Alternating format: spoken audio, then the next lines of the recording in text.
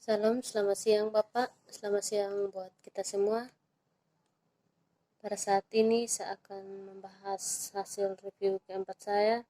Sebelum saya menjelaskan hasil review keempat saya, perkenalkan nama lengkap saya Maria Immaculata Ate, NIM 17340300022, Program Studi Sosiologi, Fakultas Ilmu Sosial dan Ilmu Politik, Universitas Nusa Cendana Kupang.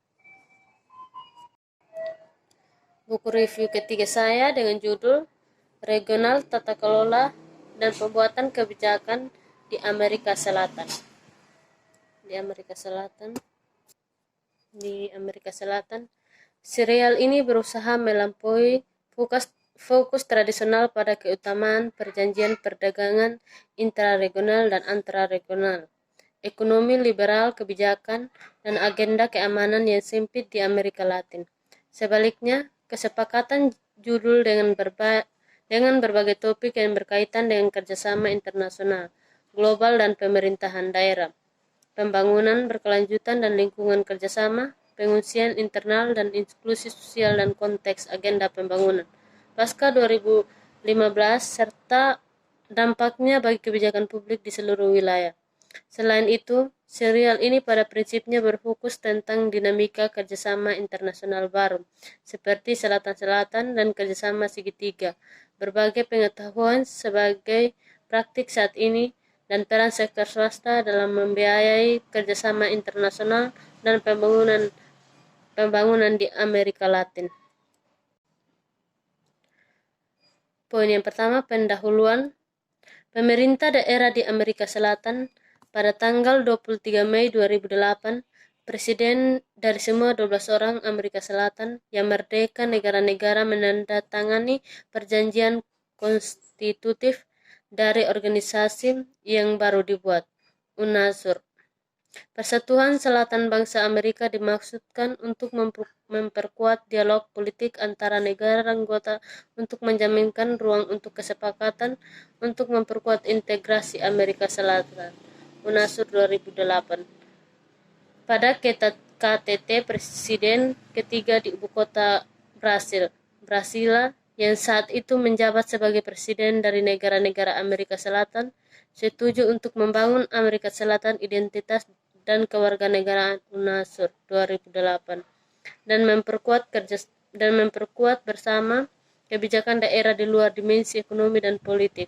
Hanya 10 tahun kemudian, pada tanggal 28 April 2018, penerus mereka dikonfrontasi dengan penangguhan keanggotaan enam negara anggota. Tujuan buku ini menjelaskan mengapa Presiden tidak bisa menyetujui sekretaris dan tetap memveto calon yang mungkin sebaliknya. Tujuannya adalah untuk melihat di balik layar politik presidensial dan untuk memahami pola dan perangkap organisasi daerah UNASUR. Di faktanya, organisasi bekerja hampir sepanjang waktu tanpa kepemimpinan yang sebenarnya. Sejak awal menemukan sekretaris jenderal adalah tugas yang sulit melakukan meskipun UNASUR membuat kemajuan besar dan Ernesto Samper itu tidak berlaku sebelum atau sesudah mandatnya. Di banyak organisasi yang berbeda, kebijakan telah dikembangkan dan diupayakan. Buku ini akan fokus pada kebijakan publik regional ini dan berusaha memahami bagaimana isi proses pembuatan kebijakan bekerja di berbagai organ UNASUR. Penangguhan keanggotaan setengah dari negara anggota UNASUR adalah kesempatan yang baik untuk menanyakan dampak dari perselisihan presiden, pembuatan kebijakan daerah, apa tujuan dari organ UNASUR, dan akhirnya jika UNASUR benar-benar tidak bisa bertindak menurut penarikan tersebut, pemerintah Uni menemukan jalan buntu. Namun, interpretasi ini berjalan singkatnya variasi proses yang terjadi di lingkungan UNASUR. Dulu UNASUR sering disalahartikan. Dalam interpretasi umum kedua, UNASUR mengangkat perhatian sebagai pemecah konflik di tahun-tahun pertama keberadaannya. Presiden dan Menteri Luar Negeri terlibat di berbagai daerah dan nasional konflik dan menawarkan solusi atas nama UNASUR. Namun ini bentuk keterlibatan bukanlah ciri organisasi dan organisasi tetapi lebih merupakan produk dari pertemuan puncak yang sukses. Ini hanya dicuplikan dari UNASUR kelembagaan ketiga, khususnya ke kalangan akademis cenderung menilai UNASUR sebagai proyek sayap kiri yang dimotivasi secara ideologis. Meski jalur kreasi menawarkan alasan yang bagus untuk interpretasi ini, akan menjadi penilaian yang diringkas.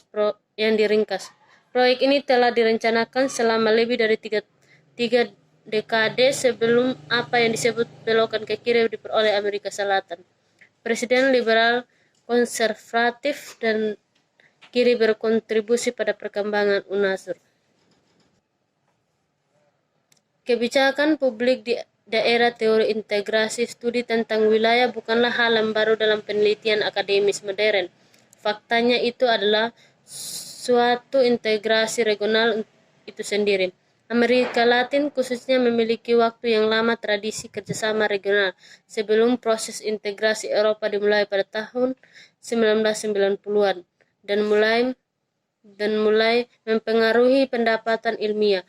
Amerika Latin menampilkan berbagai bentuk regional antar pemerintah, kerjasama dan integrasi selama apa yang disebut kerjasama antara negara dibangkit dan membangun fondasi bagi sistem antara Amerika. Organisasi Negara-Negara Amerika (OAS) didirikan pada tahun 1948 adalah penerus KTT Pan Amerika dan kemudian Pan Amerika Union berasal dari tahun 1989.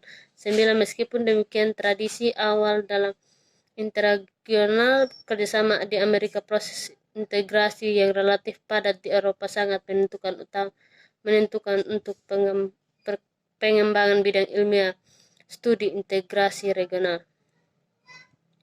Merujuk perkembangan politik di Eropa, ulama sejak saat itu menjelaskan integrasi regional dengan pembentukan supranasionalitas bersamaan dengan kemajuan berkelanjutan dan undang-undang Eropa. Relevansi perdebatan akademis tersebut muncul pengembangan teori untuk lama dianggap hanya proses integrasi Eropa. Perbandingan integrasi regional di Amerika Latin dengan proses Eropa tidak valid dan tidak berguna. Amerika Latin menunjukkan beberapa perbedaan pola integrasi. Sebagian besar organisasi regional baru cenderung membentuk lembaga yang fleksibilitas kelembagaan, berbeda dengan administrasi supranasional, memungkinkan perkembangan keagamaan proses regional di berbagai tingkat sesuai dengan ketuntutan konkret dan karakteristik masing-masing daerah.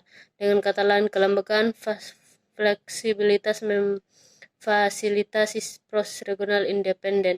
Organisasi UNASUR adalah contoh lembaga dari fleksibilitas kelembagaan. Supranasionalitas bukanlah tujuan Uni Amerika Selatan.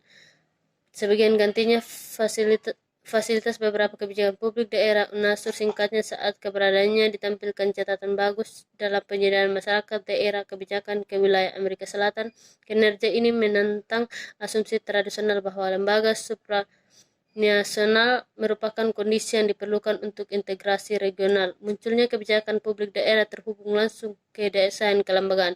Namun, kami tidak tahu caranya. Tidak ada pengetahuan konseptual tentang fenomena empiris di luar itu. Integrasi Eropa sedang dihadapkan dengan empiris yang muncul dengan cepat. Fenomena tanpa banyak teori untuk bekerja adalah ciri khas regional modern seperti Hatne dan Soderbaum menjelaskan.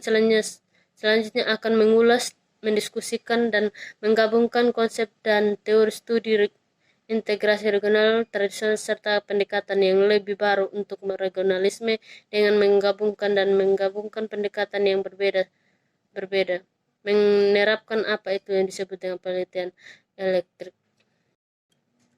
Bukti dari teori integrasi regional fleksibilitas kelembagaan di mata para sarjana integrasi regional tradisional adalah lemahnya kelembagaan. Seperti disebutkan sebelumnya, penilaian ini adalah warisan neofungsional berusaha untuk menjelaskan regional integrasi dan dengan pembuatan lembaga supranasional Haas, seorang pendukung teror neofungsionalis, sendiri menyatakan bahwa pendekatan tersebut adalah lebih baik dalam memprediksi kegagalan daripada menjelaskan regional integrasi. Demikian pula organisasi regional Amerika Selatan seringkali ditafsirkan sebagai lemah dan sebagian akibatnya. Sebagai contoh integrasi yang gagal, namun semua sistem regional tidak sama dengan yang dipelajari oleh neofungsionalis, yaitu Uni Eropa. Lainnya pemikir fungsionalis dengan tepat mengakui bahwa integrasi Eropa berbeda dari semua wilayah lain dan tidak hanya dalam struktur organisasi tetapi juga tentang masalah umum Amerika. Prosedur pengambilan keputusan berbasis konsensus UNASUR serta mayoritas organisasi regional Amerika Latin yang baru menerapkan pengambilan keputusan berdasarkan konsensus untuk memveto keputusan dan dengan demikian menjaga kedaulatan negara mereka. Sejak awal aturan voting di UNASUR sudah ada keberatan dengan beberapa diskusi. Para pendukung pemungutan suara dengan suara bulat berpendapat bahwa itu menjaminkan partisipasi dan identifikasi semua negara anggota. Yang lain mengkritik bahwa kemungkinan veto menyebabkan kebuntuan. Fungsionalis awal khususnya berfokus pada peran aktor dalam proses integrasi. Mereka mengklaim bahwa kerjasama yang berhasil tergantung pada kemampuan aktor untuk mengabstraksi dari kepentingan nasional. Nefungsionalisme mengadopsi ide ini dan memproyeksikan berbagai jenis aktor di suatu sisi. Mereka yang terkait pada rasionalitas politik dan di sisi lain administratif aktor yang pahaman pembuatan kebijakan sektoral. Karena perwakilan kementerian merancang kebijakan publik di tingkat daerah, para pelaku administrasi ini memainkan peran penting dalam analisis pemerintahan daerah. Menurut pemikiran fungsionalis, rasionalitas teknik mempertimbangkan pemecahan masalah. Meskipun demikian, neofungsionalisme mengingatkan kita bahwa ada kepentingan nasional yang relevan. Introvermentalis berpendapat bahwa kepentingan ini menghalangi supranasionalitas dan karena itu menolak integrasi. Persepsi negara sebagian aktor kesatuan menjelaskan penelitian yang hilang dari pembuatan kebijakan daerah di berbagai bidang kebijakan dengan tidak memandang nasional yang dibedakan proses teori bahkan saat yang sama. Semua perwakilan negara di organisasi daerah memiliki latar belakang nasional yang sama, kepentingan nasional. Seperti para fungsionalis, sarjana regionalisme baru juga mempertimbangkan aktor menjadi relevan untuk proses regional dan menekankan proses yang kompleks interaksi di mana para aktor itu terlibat. Regionalis baru sangat luar biasa memperluas perspektif studi integrasi regional dengan memperkenalkan aktor sosial dan konsep normatif untuk studi daerah. Mereka memahami daerah sebagai ruang kontestasi yang dibangun. Studi kebijakan dan publik regional pembuatan kebijakan. Di tingkat global, teori terutama berusaha mengejar ketinggalan dengan perkembangan baru dan berusaha menjelaskan kebijakan publik global. Sementara ada diskusi yang sedang berlangsung tentang ada atau tidaknya perubahan struktural di kebijakan global dan membuat kebijakan di arah internasional tidak tahu apapun tentang tingkat regional. Oleh karena itu berguna untuk membedakan tingkat analisis dengan mengkonseptualisasikan tingkat regional sebagai mesolevel mencakup karakteristik tingkat nasional dan global.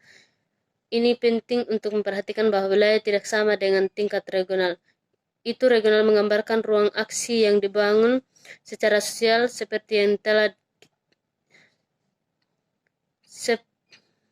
telah kita lihat, pemerintah selalu terlibat dalam pembuatan kebijakan nasional dan kebijakan biasanya berupa program, proyek, atau undang-undang. Kebijakan global bekerja lebih sedikit tingkat beton, mereka dapat membuat berbentuk kesepakatan definisi standar atau kertas kebijakan sederhana. Pemerintah nasional apalagi tidak menentukan kebijakan global. Sekian hasil review ketiga saya. Salam dan terima kasih. Selamat sore, Pak.